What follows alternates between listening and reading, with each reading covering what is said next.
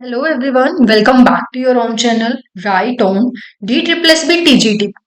Previous year question paper आज हम इस क्लास में डिस्कस करने जा रहे हैं। 2014 का जो एग्जाम था DSSB TGT के लिए उसको हम डिस्कस करेंगे। तो इस एग्जाम का पहला पार्ट आज आपके सामने है।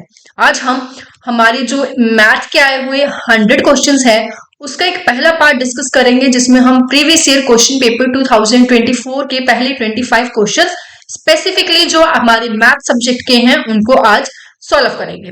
सिमिलरली इन सेकंड, थर्ड और फोर्थ पार्ट आपका जो प्रॉपर क्वेश्चन पेपर है वो आपको इजीली मिल जाएगा। Really so if you like the video please share it maximum. जिनको जरूरत है, जो DSSB को क्रैक करना चाहती हैं, मैक्सिमम उनको शेयर करें।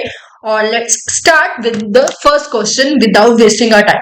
सबसे पहला क्वेश्चन, जैसे कि मैंने आपको बताया था DSSB TGT फीमेल और मेल दोनों के लिए वैकेंसीज हुई हैं, तो कुछ भी करें, सारी तैयारी करें A to Z, but don't forget to revise the previous year question papers.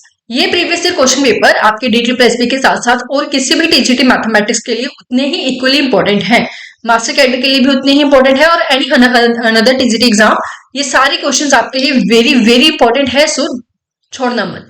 सो हमारे 2014 में आया हुआ सबसे पहला क्वेश्चन था decimal expansion of an irrational number. अगर हम बात करें तो डेसिमल एक्सपेंशन कौन सी होती है इरेशनल नंबर की, थोड़ा सा बेसिक के साथ समझेंगे। हमारे पास दो तरह के नंबर होते हैं, एक जिसको हम रेशनल नंबर बोलते हैं। रेशनल नंबर वो सारे नंबर होते हैं जिनको हम P/Q के फॉर्मेट में लिख सकते हैं। बस इस चीज का ध्यान रखना होता है कि Q की वैल्यू 0 नहीं होनी चाहिए। For example it can be 2, it can be 1/2, it can be 0, it can be 5/6, कोई भी नंबर। अब आप सोचेंगे मैम 2 और 0 कैसे हो गया? 2 को हम बाय 1 करके भी लिख सकते हैं। That is why these all numbers are known as rational numbers. ये नेगेटिव भी हो सकते हैं और पॉजिटिव भी हो सकते हैं। बात करते हैं इरेशनल नंबर की, क्योंकि हमारा क्वेश्चन क्या है, इरेशनल नंबर के बारे में है। अ नंबर जो ना ही टर्मिनेट हो और ना ही रीअकरिंग हो उसको हम कौन सा नंबर बोलते हैं? इरेशनल नंबर बोलते हैं। इन सिंपल लैंग्वेज जिसको हम P/Q के फॉर्म में नहीं लिख सकते उसको हम कौन सा नंबर बोलते हैं? इरेशनल नंबर बोलते हैं। अ नंबर जिसको हम P/Q के फॉर्मेट में लिख ही नहीं सकते।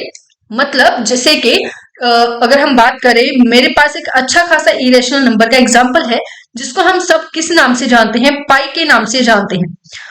पाई, अब आप बहुत सारे साथी ये सोचेंगे कि पाई की वैल्यू तो 22/7 होती है, तो हम उसको कैसे कह सकते हैं कि वो इरेशनल नंबर है?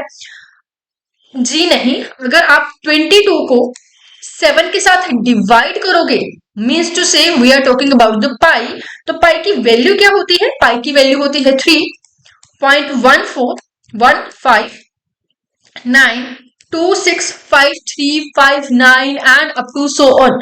अब ये एक ऐसा नंबर है जिसमें डेसिमल के बाद वाले जो डिजिट है वो ना ही स्टॉप हो रहे हैं, वो लगातार चलते जाएंगे। आप अपना लाइफ टाइम लगा दें, आप पाई की वैल्यू अब जब सॉल्व करेंगे ये पॉइंट कभी भी खत्म नहीं होंगे। Up to solve on infinite many points बाद में आएंगे। मतलब ये नॉन टर्मिनेटिंग होता है। सेकेंड, अगर हम बात करें नॉन रीअकरिंग, मतलब यहाँ पे कोई भी रेपिटेशन नहीं हो रही। अगर मैं आपके सामने एक और एग्जाम्पल 0.333, ये भी बहुत लास्ट तक आ रहा है, कभी खत्म नहीं हो रहा, पर ये रिपीट हो रहा है। रिपीट हो रहा है मतलब इसको हम ऐसे भी लिख सकते हैं 3 बार, क्योंकि 3 बार बार रिपीट हो रहा है, पर यहाँ पे आपके जो नंबर्स हैं वो रिपीट नहीं हो रहे, इसका मतलब नॉन रीअकरिंग है। सो इरेशनल नंबर कौन सा नंबर होता है? Non terminating, non recurring, right. Let's move to the second question. This is our second question, जिसमें हमसे क्या पूछा हुआ है? If x is equals to √3 plus √2, मैं यहाँ पे दोबारा लिख देती हूँ, x is equals to √3 plus √2, what is the value of x raised to power -2? x raised to power -2 का मतलब क्या होता है? We are talking about the 1/x square। तो लीजिए यहाँ पे वैल्यू पुट कर देते हैं। 1/x की वैल्यू जो भी है उसका अब हमें क्या करना है? स्क्वायर करना है। और यहाँ पे आइडेंटिटी लग जाएगी, a प्लस b का होल स्क्वायर किसके इक्वल होता है? That is always equals to a square b square and 2ab। so let's do it। मेरे पास आ गया 3, 2 and 2ab मतलब 2√6।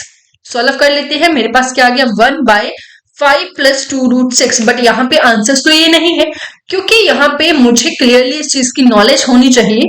कभी भी डिनोमिनेटर में अंडर की टर्म जो है वो नहीं रखी जाती, उसको रेशनलाइज किया जाता है। तो इसको रेशनलाइज कर देते हैं। कैसे रेशनलाइज करेंगे? साइन चेंज करने के बाद। लीजिए, मैंने इसका साइन चेंज कर दिया। साइन चेंज किया तो ऊपर 1 के साथ मल्टीप्लाई होके तो मेरे पास यही आंसर आ गया। और अगर आप समझदार हो तो आपको यहां से आगे करने की जरूरत नहीं है, आप समझ जाओगे कि मेरा आंसर डी आएगा। बट फिर भी हम डिनोमिनेटर को भी सॉल्व करते हैं।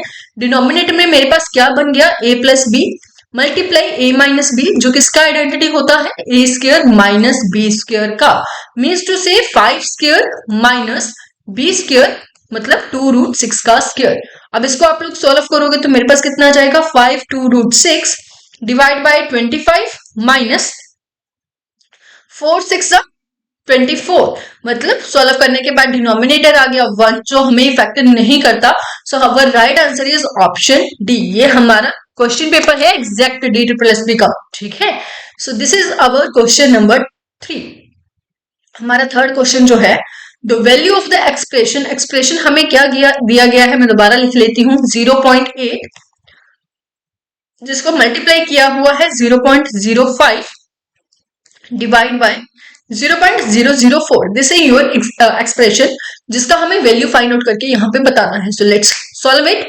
सबसे पहले हम पॉइंट हटा देते हैं। पॉइंट हटाने के बाद हमारे पास जो आंसर बनता है दैट इज 8/10 मल्टीप्लाई 5 का पॉइंट हटाएंगे तो 5/100 आ जाएगा। और यहाँ पे 4 का पॉइंट हटाएंगे तो मेरे पास क्या आ जाएगा? 1000/4। अब ये मैं सिर्फ आपके कंफर्ट जोन, जो आपको एक्सप्लेन करने के लिए बता रही हूँ, वरना आप खुद समझदार हैं। जब यहाँ पे 2 पॉइंट्स है, यहाँ पे 1 पॉइंट है, तो मेरे पास सिंपल क्या आ जाएगा? 8 मल्टीप्लाई 5/4। ठीक है, समझ में आया आप? क्योंकि यहाँ पे ये कैंसिल हो जाएगा। मैं ये सिर्फ आपको एक्सप्लेन करने के लिए पॉइंट हटा रही हूँ, क्योंकि इनको मल्टीप्लाई करने की जरूरत नहीं है। मेरे पास आंसर आ जाता है 10। इजी। चले आगे। ये है हमारा क्वेश्चन नंबर 4। इस क्वेश्चन में हमसे क्या पूछा हुआ है? If 2n minus 2n-1 is equal to 4, तो ये बताए कि n क्या होगा। बहुत इजी क्वेश्चन है। यहाँ पे अगर मैं 2n-1 कॉमन निकाल लेती हूं तो मेरे पास क्या बचता है? 2 - 1। ऐसा क्यों? क्योंकि मैं 2n को कैसे लिख सकती हूँ? 2 मल्टीप्लाई n-1, पावर स्क्वायर हो जाएगा। और यही चीज मैंने कॉमन निकाल ली तो मेरे पास 2 - 1 इज इक्वल टू 4, मतलब मेरे पास 1 आ गया। 2n-1 is equal to 4। और 4 को क्या लिख सकते हैं? 2 की पावर 2 लिख सकते हैं। इसका मतलब जो n की वैल्यू है वो मेरे पास कितनी आ गई? 3 आ गई। Simple and sorted. देखने में कंफ्यूजिंग था बट है नहीं। और अब मेरे पास n की वैल्यू आ गई तो 3 की पावर 3 कितनी होती है? 27। So which is the right answer? Option C. This is your equation number 5। The equation, this is your equation. अब ध्यान से देखें, इस इक्वेशन में मोड x भी गिवन है। सो इस चीज का ध्यान रखना पड़ेगा हमें। द इक्वेशन हैज, इस इक्वेशन में कितने रूट्स हैं? तो पहले तो इसके फैक्टर्स बना लेते हैं। देयर इज नो डाउट कि एक्स स्क्वायर हमेशा पॉजिटिव होगा। अगर हमें ये मोड में गिवन है तो हम फर्स्ट को भी मोड में कन्वर्ट कर लेते हैं, हमेशा पॉजिटिव होगा। सो हम इजीली कह सकते हैं एक्स स्क्वायर का mod -5 mod x plus 6 is equal to 0। Right और रॉन्ग? इजी ना? अब यहाँ पे फैक्टर बनाने इजी है। सबको पता है कि इसके फैक्टर कौन से बनेंगे? Mode x -2 and mode x -3। Factor बन गए। फैक्टर बनाने सबको आते हैं। अगर आप कंफ्यूज हो जाते हैं मोड को लेके तो आप बिना मोड लिए भी फैक्टर बना सकते हैं। बाद में मोड x लिख दीजिए, कोई फर्क नहीं पड़ता। यहां से मोड x की वैल्यू क्या आएगी? 2, मतलब x की 2 वैल्यूज आ गई +-2। एम आई राइट और रॉन्ग? सही बोला ना मैंने? यहाँ पे मोड x की अगर 2 वैल्यू है तो x की 2 वैल्यूज होंगी +-2। सिमिलरली अगर मोड x की वैल्यू 3 है तो x की भी 2 वैल्यूज होंगी +-3। मतलब मेरे पास टोटल कितने आंसर्स आ गए? कितने रूट्स आ गए? मेरे पास 4 रूट आ गए। 4 real root 2 -2 3 and -3। Easy. So let's continue question number 6 के साथ। जो हमारा 6 क्वेश्चन है उसमें भी हमें मॉड फंक्शन गिवन है और हमें क्वेश्चन में क्या गिवन है? The equation mod of x + 4 is equals to -4 has, 4 आपके पास ऑप्शंस हैं A B C and D। चलिए सॉल्व कर लेते हैं। अब सिंपल सी बात तो ये है, हमारे पास ये जो फंक्शन है वो मोड में गिवन है। दोबारा बोल रही हूँ, मोड में गिवन है।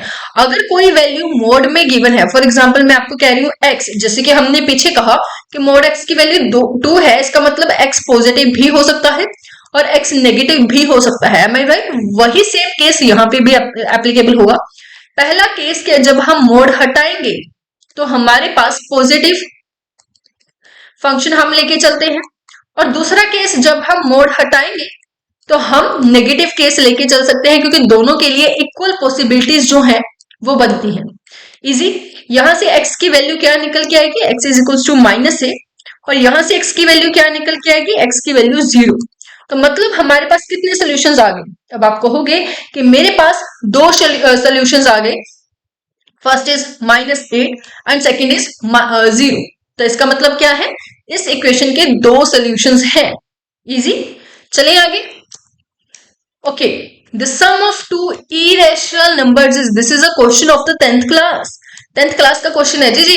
सम of the 2 irrational numbers, 2 irrational numbers का सम क्या होता है? For example this is my √3 and this is my √2। अब आप सोचोगे मैम इनका ऐड तो हम कर ही नहीं सकते। बिल्कुल, आप इनका ऐड नहीं कर सकते। तो हमेशा इस बात का ध्यान रखना, सम of 2 irrational numbers is always a irrational number, you can't solve it। ये भी एक इरेशनल नंबर ही होता है। इजी। आगे बढ़ते हैं 8th क्वेश्चन के साथ।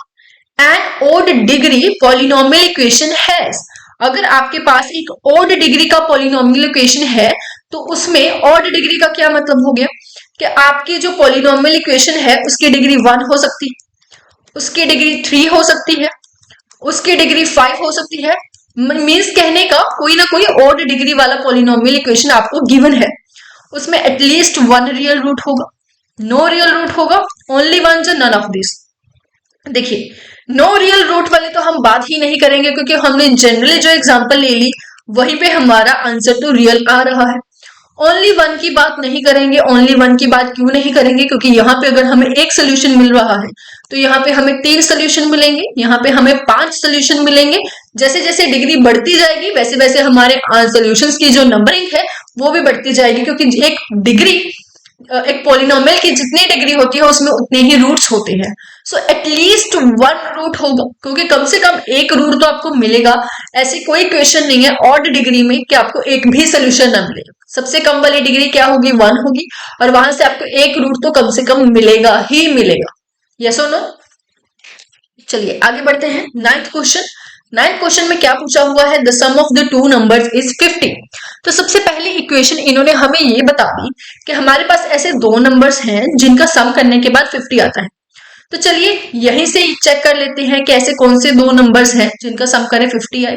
इनका सम करने के बाद 50 आ रहा है, ये भी 50 बन रहा है, इनका एडिशन करने के बाद भी 50 आ गया, और इनका एडिशन करने के बाद भी 50 आ गया। तो मतलब यहां से तो हमारा क्वेश्चन सॉल्व नहीं हुआ, और ये क्वेश्चन हम बाय ऑप्शन करेंगे, सॉल्व नहीं करेंगे। ठीक है, द सेकेंड लाइन को पढ़ लेते हैं। The fraction obtain by dividing the larger number by the smaller number is 3/2।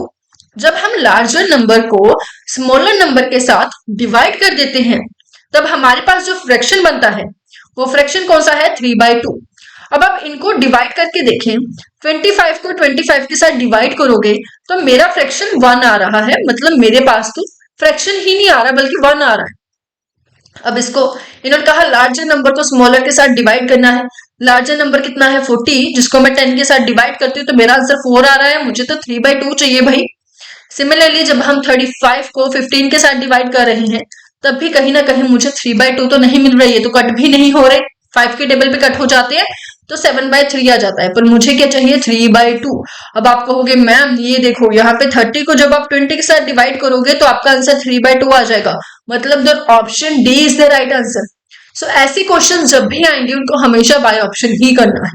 ठीक है, so next move to the next question. Question number 10। Mother's age is 3 time the age of her son. अगर mother की as कितनी भी है, सन की as का 3 times है। अगर सन की एज x है तो मदर की एज क्या होगी, 3x होगी। समझ में आया? After 5 years their age will be added to 66 years। तो यहाँ पे मैं क्वेश्चन को दोबारा चेक कर लेती हूँ, मुझे जस्ट वेट।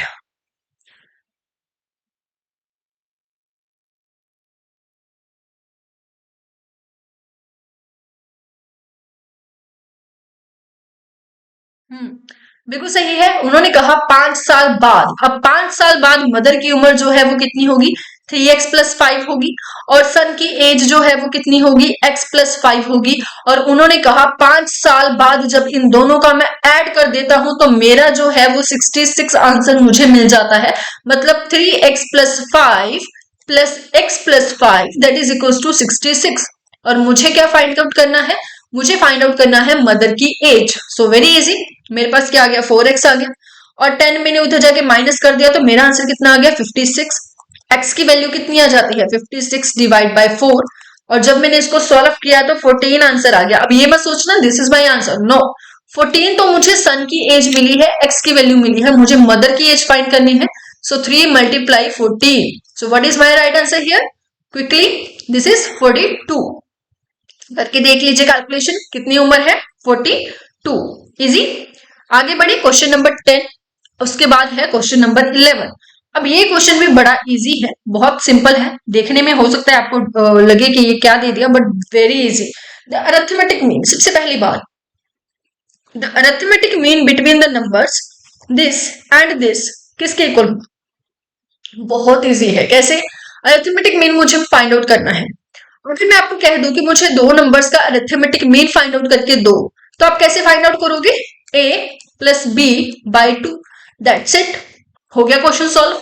अब यहाँ पे दो नंबर कौन से है, एक नंबर है x प्लस वाई का स्क्वायर और दूसरा नंबर है x माइनस वाई का स्क्वायर। इन दोनों का एडिशन डिवाइड बाय 2, मुझे क्वेश्चन सॉल्व करने की जरूरत नहीं है। आप खुद समझदार हो, आइडेंटिटी खोलेंगे, ए स्क्वायर बी स्क्वायर 2ab, जिन्होंने अच्छी खासी प्रैक्टिस की हुई है ना, वो इस क्वेश्चन को सॉल्व नहीं करेंगे, वो डायरेक्ट आंसर लगाएंगे, क्योंकि उन्हें अच्छे से पता है, वो सारी कैलकुलेशन फटाफट अपने माइंड में करेंगे और अपना आंसर दे देंगे।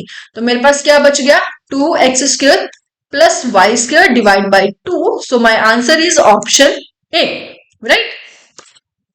सो this is our question number 12, the sum of the finite series. अब इस फिनाइट सीरीज का मुझे इनको सम करके बताना है।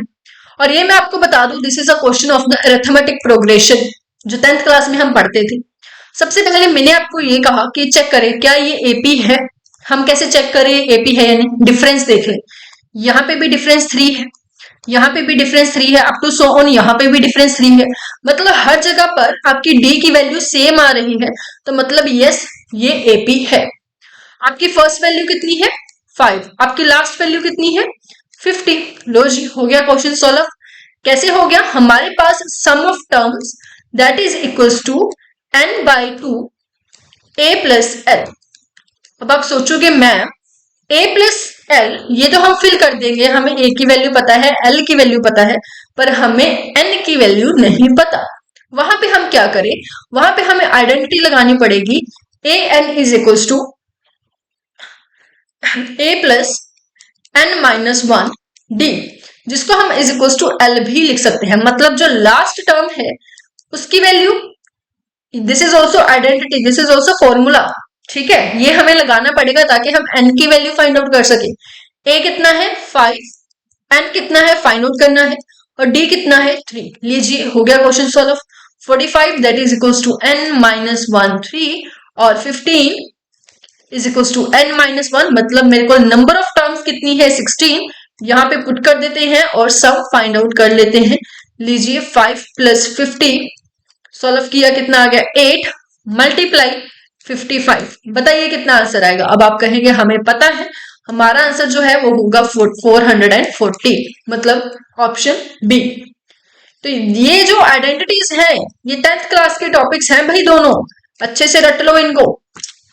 चलिए आगे बढ़ते हैं, question number 13, the question of the probability. A bag contains 6 red, 4 green balls। अब इस क्वेश्चन को पहले अच्छे से समझ के देखते हैं।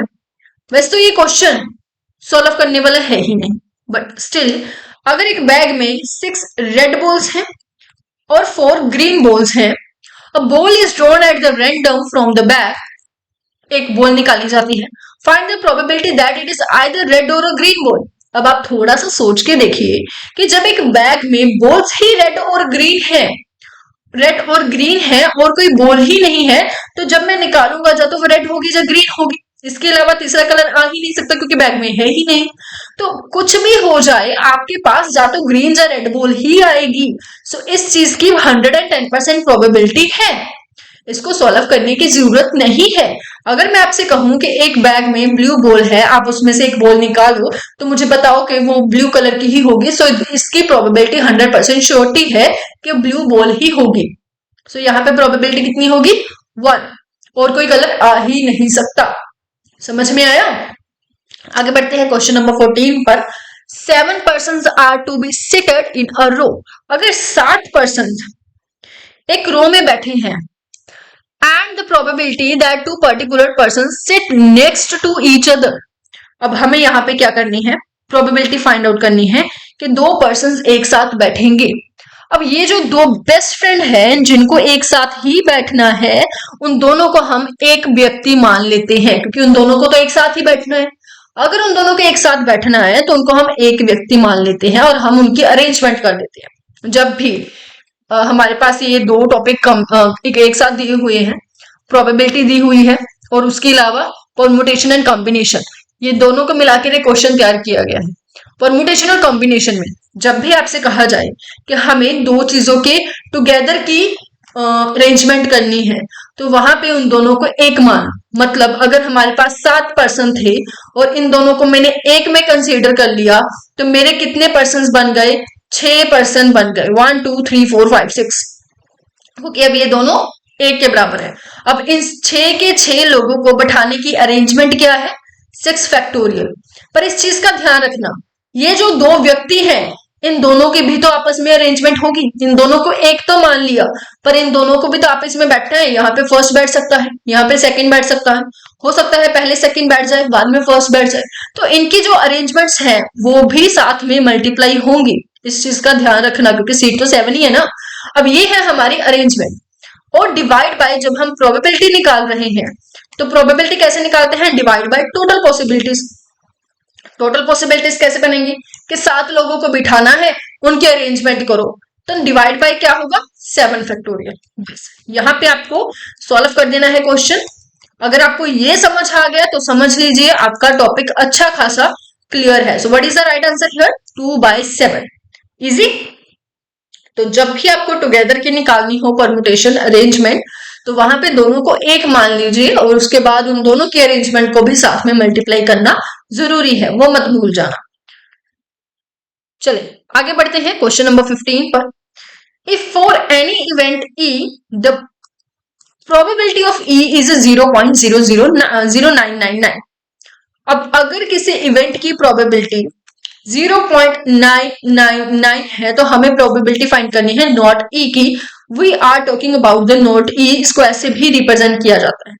ये आपको एक पर्टिकुलर नंबर दे दिया। समटाइम अगर आपको एक पर्टिकुलर नंबर नहीं भी देते, then you should know that कि अगर किसी की भी नॉट की प्रोबेबिलिटी निकालनी है तो उसे आप कुछ ना करें, 1 से माइनस कर दें। That's it. This is your important one formula for the probability. कुछ नहीं करना, 1 से माइनस कर देना है। अब यहां पे भी वही करेंगे, 1 से माइनस कर देंगे जो भी हमें प्रोबेबिलिटी गिवन है। As you all know that ma'am, यहाँ पे तो फिर ये वाला आंसर आ जाएगा। बिल्कुल, this is your right answer. Right, आगे चलते हैं क्वेश्चन नंबर 16। इस क्वेश्चन में क्या दिया हुआ है? Mean of the 100 observations is 45। अगर आपने मीन वाला टॉपिक किया हुआ है तो आप ये अच्छे से जानते हो कि अगर मुझे 45 ऑब्जर्वेशंस का मीन गिवन है, देखिए मीन का फॉर्मूला क्या होता है? सारी टर्म्स का sum of all terms divide by number of all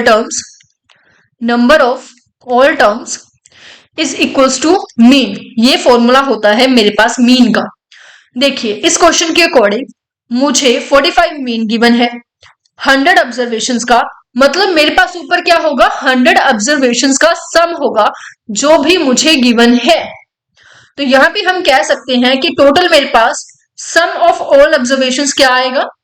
some of all observations क्या आएगा, 100 multiply 45 that is equals to 4500। तो सबसे पहले मैंने क्या किया, जितनी भी ऑब्जर्वेशंस थी उन सबका मैंने लिख लिया टोटली सम कितना हो। अब आगे इन्होंने क्या कहा, it was later found that the two observations were recorded incorrectly 91 and 13। इन्होंने कहा कि दो जो ऑब्जर्वेशंस हैं वो गलत रिकॉर्ड कर दी गई है। ठीक है, कौन कौन सी, 19 एंड 31। 19 की जगह पर इन्होंने क्या लिख दिया, 91 लिख दिया, और 31 की जगह पर इन्होंने क्या लिख दिया, 13 लिख दिया। ठीक है, यही बात हुई। तो जब मुझे पता है कि मैंने गलती कर दी है तो उसको सुधारना पड़ेगा। ये सारी ऑब्जर्वेशंस का सम है, इनमें से मैं 91 और 13 दोनों को माइनस कर देती हूं। मतलब मैंने इन दोनों टर्म्स को माइनस कर दिया। माइनस करने के बाद मेरे पास जो भी आएगा, ठीक है, इसको हम सॉल्व कर लेते हैं। 4500 में से अगर हम बात करें 4500 माइनस 104 तो कितना बन गया मेरे पास। तो ये वो अब ये कितनी ऑब्जर्वेशंस का सम है, ये मेरे पास 98 ऑब्जर्वेशंस का सम है, जिसमें मैं ये कह सकती हूं कि ये वाली दो इनकरेक्ट जो थी वो मैंने निकाल दी। अब जब मैंने इनकरेक्ट निकाल दी तो करेक्ट को ऐड भी करना पड़ेगा। करेक्ट मैंने ऐड कर दी, मतलब 19 और 31 को मैंने ऐड कर दिया, मतलब मैंने 50 को ऐड कर दिया, और मेरा आंसर जो है वो एक नया निकल के आया 4446। अब ये 4446 क्या है, ये 4446 मेरे पास सही ऑब्जर्वेशंस का सम है। सही ऑब्जर्वेशंस का सम कितना है, 4446। अब मुझे क्या फाइंड करना है, करेक्ट मीन फाइंड करना है। मीन मतलब डिवाइड बाय 100, क्योंकि काउंटिंग के साथ डिवाइड करेंगे। काउंटिंग कितनी है, 100 है, तो सॉल्व करके मेरा आंसर कितना आ गया, 44.46। सो this is the question number 16। चलिए आगे बढ़ते हैं। आगे हम बात करते हैं 17 क्वेश्चन की, the decimal number this equally to the rational number. इसको हम रैशनल नंबर में कैसे लिख सकते हैं, देखिए सबसे पहले तो मुझे ये ऑब्जर्व करना होगा कि कहां से चीजें रिपीट होनी शुरू हो रही हैं। तो मैं इसको लिखूंगी 1.23657 और 657 के ऊपर बार, क्योंकि हर बार 657 जो है वो रिपीट होता जा रहा है। अब इसको मैंने क्या करना है, इसको मैंने रैशनल नंबर में कन्वर्ट करना है।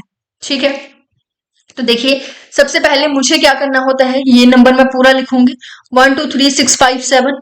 ठीक है, इसमें से एक नंबर माइनस करूंगी।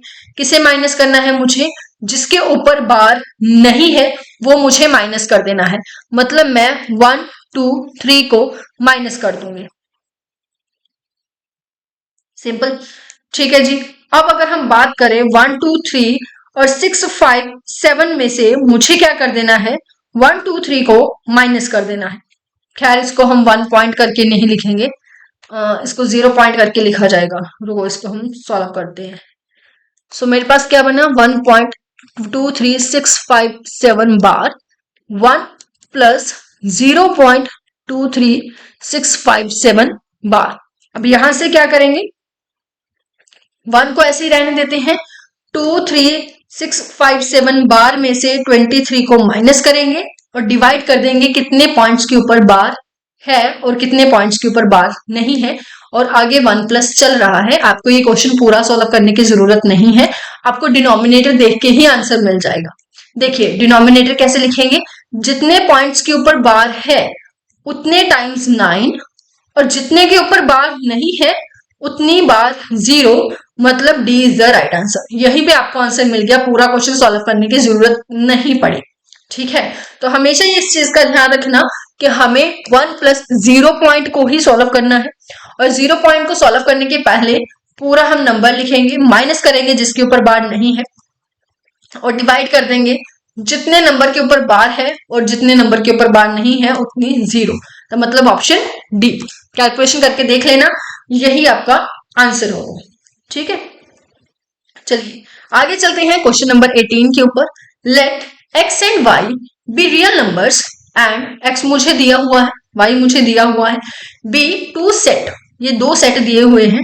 y सेट कौन सा है, y सेट मेरे पास है 1/x का, और यहाँ पे ध्यान रखना x नॉट इक्वल्स टू 0 है, x की वैल्यू कुछ भी हो सकती है, 0 के इक्वल नहीं हो सकती।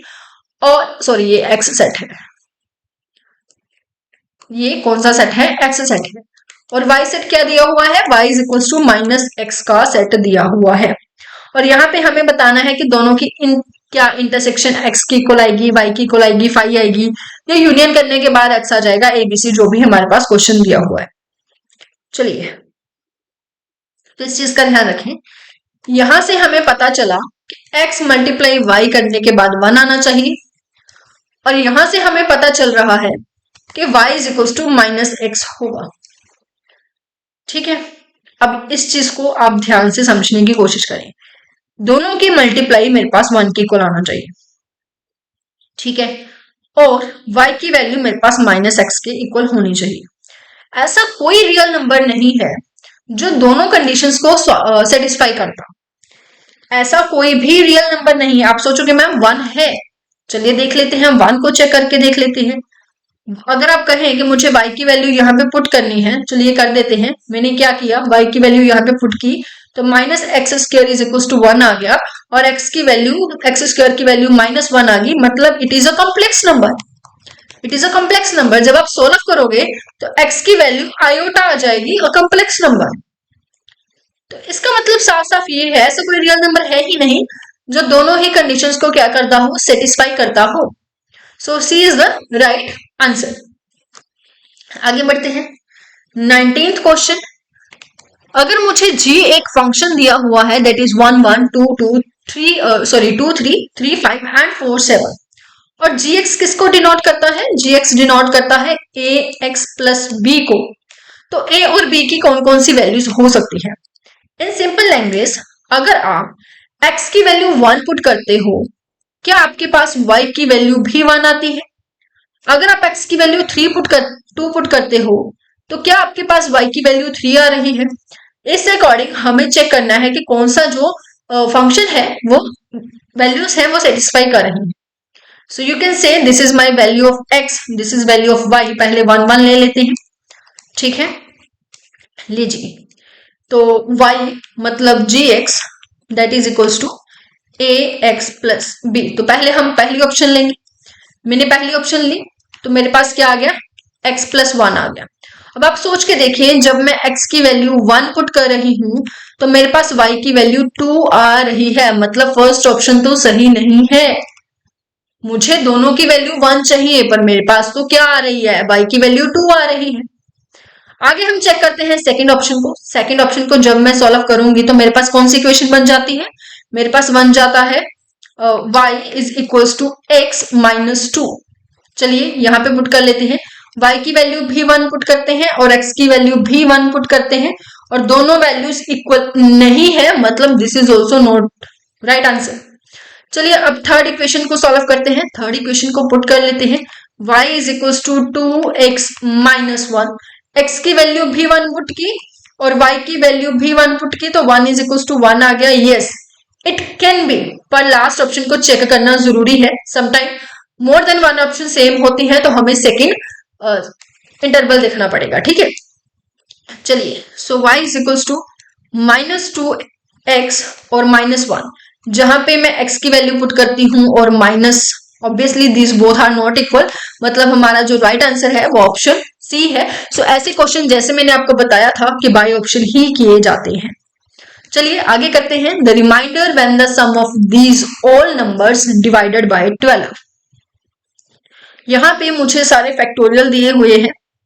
फैक्टोरियल देने के बाद इन्होंने पूछा, कहते इन सबका जब मैं ऐड कर देती हूँ, ऐड करने के बाद मैं 12 के साथ डिवाइड करती हूँ, तो मेरे पास रिमाइंडर कितना आता है। ठीक है, बहुत सिंपल है, बहुत इजी है। 12, अगर इसमें प्रैक्टिकली सोचे, ये मेरा 0 फैक्टोरियल है जो 1 के इक्वल है, ये मेरा 1 फैक्टोरियल है जो 1 के इक्वल है, 2 फैक्टोरियल है जो 2 के इक्वल है, 3 फैक्टोरियल है जिसकी वैल्यू 6 आ जाएगी। After that there is 4 factorial जिसकी वैल्यू क्या आ जाएगी, करके देखें। 3 इंटू 4 6, मतलब 24। तो 24 के बाद 100 तक ध्यान से समझना, 24 के बाद मतलब 4 फैक्टोरियल के बाद 100 तक हर एक नंबर में 12 होगा ही होगा। कैसे मैम? इसमें भी 12 होगा, 24 है, 4 मल्टीप्लाई 3 मल्टीप्लाई 2 12 आ गया। 5 फैक्टोरियल है, 5 फैक्टोरियल को कैसे लिख सकते हो? 5 4 3 2 12 आ गया। एंड अप टू सो 100 को भी लिखोगे जब, तो 4 मल्टीप्लाई 3 आएगा मतलब 12 आएगा। मतलब 4 फैक्टोरियल से लेके 100 तक ये सभी 12 के साथ पूरी तरह से डिवाइड हो जाएंगे, क्योंकि इनमें 12 फैक्टर है। तो सभी के सभी जब डिवाइड हो रहे हैं प्रॉपरली, तो रिमाइंडर का कोई केस ही नहीं बनता। रिमाइंडर कहां तक आ सकता है? इन नंबर्स में रिमाइंडर आ सकता है, और इन नंबर का सम करके 12 के साथ डिवाइड कर देते हैं। कुछ डिफिकल्ट नहीं है, छोटे छोटे नंबर है, 1 2 4 एंड 6। जब हम 10 को 12 के साथ डिवाइड करोगे तो रिमाइंडर कितना आएगा? सोच के देखो, बाहर 12 है, अंदर 10 है, मैं डिवाइड कर रही हूं, जाएगा ही नहीं, क्योंकि लार्ज नंबर है, तो सीधा सीधा कितना रिमाइंडर आ जाएगा? 10 रिमाइंडर आ जाएगा। इजी, समझ में आया ऐसे क्वेश्चन कैसे करते हैं? इस बात का ध्यान रखना है कि कहां से आपके जो फैक्टर्स हैं वो बनने शुरू हो जाते हैं। इस चीज को ध्यान में रखना कि ये कोई भी नंबर हो सकता है। इट कैन बी, अगर यहाँ पे आपको 12 के साथ आया था, 9 के साथ भी आ सकता है, तो वहां पे 3 फैक्टोरियल के बाद वाले सारे प्रॉपरली डिविजिबल होंगे। ठीक है, चलिए next question is question number 21। 25 question को ही सॉल्व करेंगे। ठीक है, सेकंड पार्ट में आपको नेक्स्ट क्वेश्चन भी मिल जाएंगे। The number of the positive divisors of 252 is, number of the positive divisors of 252 252। देखिए, किसी के भी अगर हमें पॉजिटिव डिवाइजर्स फाइंड करने हैं तो बहुत इजी काम है। सबसे पहले तो उसके फैक्टर बना लीजिए। ठीक है, फैक्टर बना लेते हैं। कैसे फैक्टर बनाएंगे जी? हम इसके, जैसे आपको कंफर्टेबल लगता है वैसे इसके फैक्टर बना लीजिए।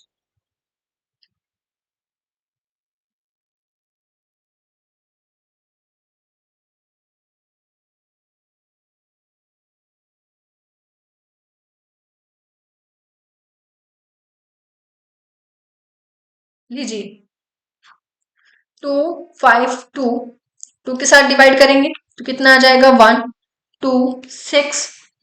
After that 6 3। आफ्टर दैट मेरे पास क्या आएगा?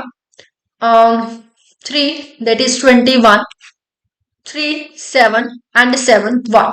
तो मेरे पास 252 के कौन कौन से फैक्टर बन गए? 2 raise to power 2, 3 raise to power 2 and 7 raise to power 1। तो मतलब मेरे पास कोई भी फैक्टर बन सकते हैं। ए की पावर कुछ आ सकता है, बी की पावर कुछ आ सकता है, सी की पावर कुछ आ सकता है। तो ये मैं आपको साथ साथ जनरल फॉर्मूला भी बता रही हूँ, ये ग्रेजुएशन का क्वेश्चन है। अगर यहाँ पे आप कह सकते हो कि मेरे पास कुछ इस तरीके से फैक्टर बने हैं, तो number of divisors, number of divisors कैसे फाइंड आउट होते हैं? p+1 multiply q+1 multiply r+1। Simple, दोबारा बोल रही हूं, p+1 q+1 एंड r+1। अब आप इन तीनों में +1 करो। p की वैल्यू क्या है? 2, मतलब 2 + 1 करोगे तो 3 आ जाएगा, 2 + 1 करोगे तो 3 आ जाएगा, 1 + 1 करोगे तो 2 आ जाएगा। इन सब की मल्टीप्लाई करो तो मेरे पास आंसर कितना आ गया? 18। मतलब इसके कितने डिवाइजर्स हैं? इसके 18 डिवाइजर्स हैं। समझ में आया क्या किया मैंने? So this is a proper formula how to find the number of the divisors of 252। Question number 22। चलिए आगे बढ़ते हैं और डिस्कस करते हैं क्वेश्चन नंबर 22 को। If A and B are the positive integers, मुझे कोई भी दो नंबर दिए हुए हैं और ये दोनों नंबर क्या है? पॉजिटिव इंटीजर्स हैं। ठीक है, अब ये दोनों पॉजिटिव इंटीजर है such that a square minus b square is a prime number. जहां पे जब मैं दोनों का स्क्वायरिंग और सब्ट्रैक्टिंग कर देती हूं तो ये एक प्राइम नंबर बन जाता है। Then a square minus b square is equals to, तो यहाँ पे मैं आपको कहूंगी कि बाई ऑप्शन करो भाई, इजी होगा। ऐसी एग्जांपल्स लो जहां पे आपकी कंडीशन सेटिस्फाई करे।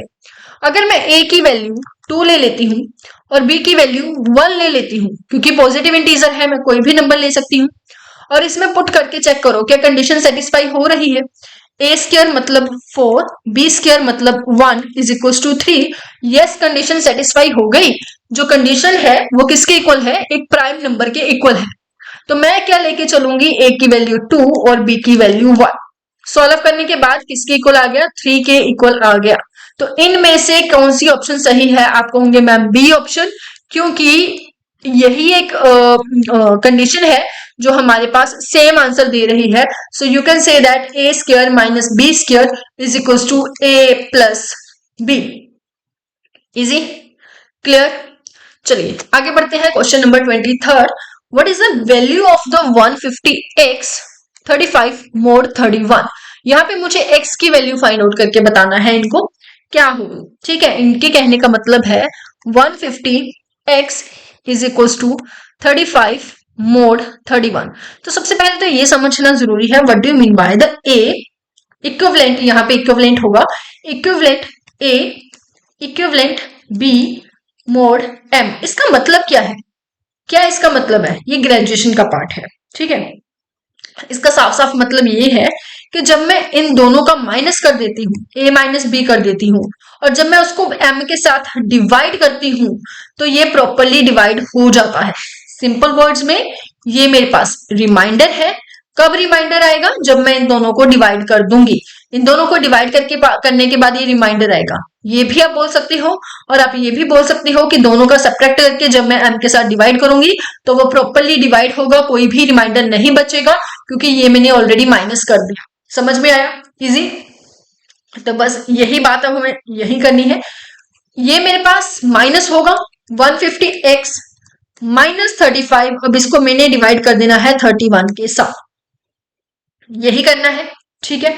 तो अब यहाँ पे चारों, अब आप सोचेंगे मैम इसको सॉल्व कैसे करें, इसको सॉल्व करना भी इजी है। ऑप्शंस को लो, ऑप्शंस को पुट करके देखो कौन सी जो ऑप्शन है वो सेटिस्फाई कर रही है और कौन सी प्रॉपरली आप कह सकते हो कि डिवाइड हो रही है। तो सबसे पहले हम 14 को चेक कर लेते हैं। जब मैंने 150 को 14 के साथ मल्टीप्लाई किया और उसमें से 35 माइनस किया, क्या ये 31 के साथ पूरा पूरा डिवाइड हो रहा है, चेक करके देखिए। 150 को मल्टीप्लाई करके देखिए 14 के साथ, तो आप कहेंगे मैम 2100 आया। जब उसमें से मैं 35 को माइनस करूंगी तो मेरे पास क्या आएगा 2065। क्या ये 31 के साथ पूरा पूरा डिवाइड होता है, बिल्कुल नहीं, रिमाइंडर बचता है। तो मतलब ए ऑप्शन सही नहीं है। आगे हम बात करते हैं 22 की। अब हम मल्टीप्लाई करेंगे 150 को 22 के साथ, तो कितना आता है 3300। सो दिस इज माय 3300। 3300 में से हम माइनस करते हैं 35 को, तो देखिए हमारे पास क्या आ गया 3265। अब इसको डिवाइड करके देखिए 31 के साथ, क्या ये प्रॉपरली डिवाइड हो रहा है, बिल्कुल नहीं, रिमाइंडर बच रहा है। तो अब हम बात करते हैं 24 की। तो यहाँ पे हम क्या लेंगे 24, ठीक है, लीजिए। हाँ, ये हो सकता है आप ये सोच रहे हो मैम ये कैलकुलेशन लेंथी है, तो बिल्कुल कैलकुलेशन तो लेंथी है। अब हम मल्टीप्लाई करेंगे 150 को 24 के साथ 3600, और 3600 में से 35 को माइनस करो। माइनस करने के बाद मेरे पास जो बचा, अब ये चेक करो क्या ये 31 के साथ डिवाइड होता है, बिल्कुल ये भी हमारा जो है आंसर, जस्ट वेट, 31 के साथ प्रॉपरली डिवाइड हो रहा है। कुछ भी जो रिमाइंडर है वो नहीं बच रहा। आंसर क्या आया 115 डिवाइड करने के बाद।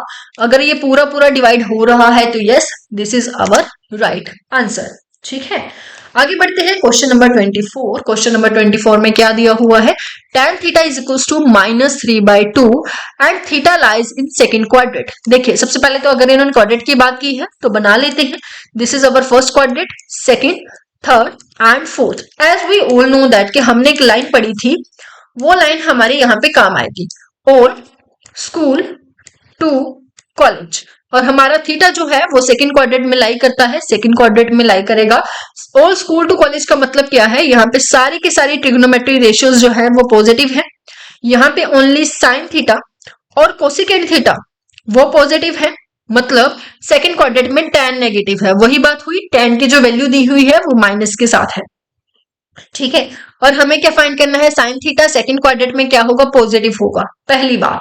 दूसरी बात, हमें फाइंड कैसे करना है, देखिए हमें एक और याद है, पंडित, बद्री, प्रसाद, हर बोले, सोना, चांदी, तोले। ये होता है साइन, ये होता है कोस, और ये होता है tan।